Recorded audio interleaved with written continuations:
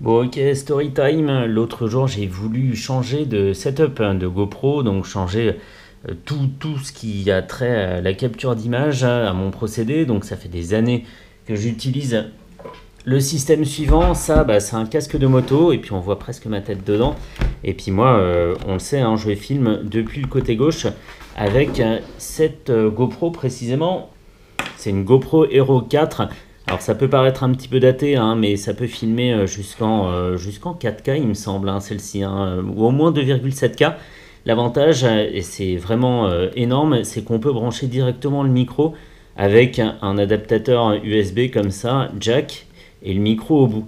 Ça c'était bien, hein, c'est le setup que j'utilise depuis le début. Avant c'était une Hero 3 et maintenant c'est une Hero 4. On en trouve d'occasion pour pas cher en plus. Et tout simplement, je venais me clipser ici et c'était parfait, ça marchait très bien comme ça.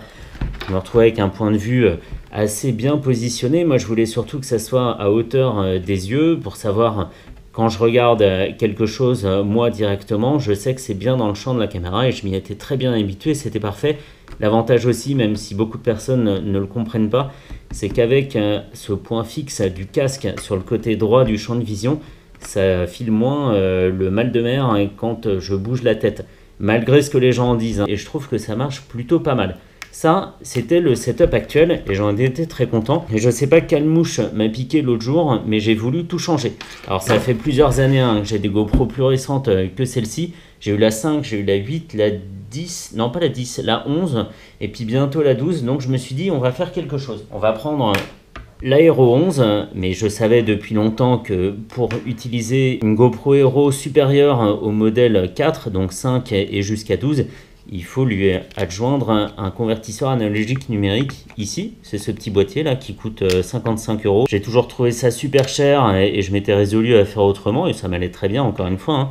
Et puis bon, j'ai sauté le pas, je me suis dit 55 euros. Si c'est pour avoir plus d'avantages, des batteries qui tiennent mieux, qui résistent plus longtemps au froid, c'est quand même pas mal, ça vaut le coup. Donc j'ai acheté ce convertisseur, j'ai branché un micro à 10 balles comme d'habitude, hein, c'est d'ailleurs le même que sur celle-ci. C'est marrant mais ils sont très bien ces micros, on n'en trouve d'ailleurs plus du tout. Et je trouve qu'il n'y a pas besoin d'avoir des micros très chers, j'en ai un des très bons micros de la marque Rode par exemple, et ils font pas un meilleur boulot que ceux-là. Bref, je digresse. Donc ça c'est le montage auquel j'ai abouti. Moi je voulais pas utiliser cet autre module que j'ai. Cet autre module que j'ai qui fait exactement la même chose, hein. On voit ici qu'il y a un micro, ça se branche en USB là sur le côté de la GoPro. Mais par contre, pour rentrer la GoPro, il faut replier la fixation et donc refaire toute la fixation ici, là, à chaque fois, régler l'angle, etc. Et ça, j'aime pas trop. Pour décharger la GoPro, il faut la retirer du boîtier, donc tout perdre. Alors qu'ici, moi, j'avais tout bien serré, j'avais utilisé des vis qu'on peut plus bouger, fait des marques sur les fixations pour savoir où est le bon angle. C'est où ici? Là, ici, là.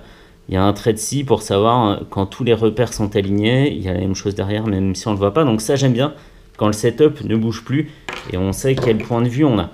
Donc j'ai fait ça l'autre jour. J'ai réglé ça un peu au petit bonheur la chance en regardant le point de vue dans un miroir, savoir si le champ de vision était bien le même que le mien, donc que la GoPro était bien parallèle à mon visage. Et c'était bien. Par contre, ça a complètement foiré. J'ai détesté le résultat.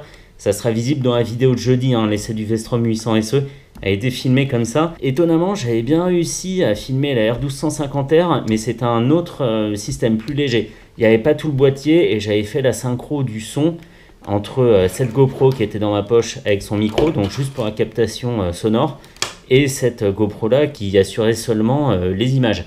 Elle était beaucoup plus près de mon casque et j'aimais bien le recul que ça avait. Autre avantage d'avoir la GoPro ici, c'est qu'on a beaucoup de recul et qu'on n'a pas un champ de vision restreint. Je pourrais élargir le champ de vision sur la GoPro aussi, hein, mais on aurait une distorsion des bords de l'image et ça serait absolument pas joli.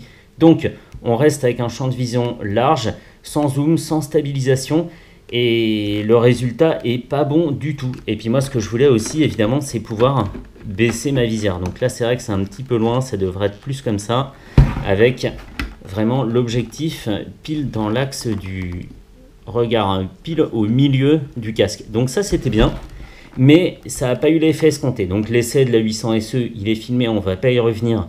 il sera comme ça.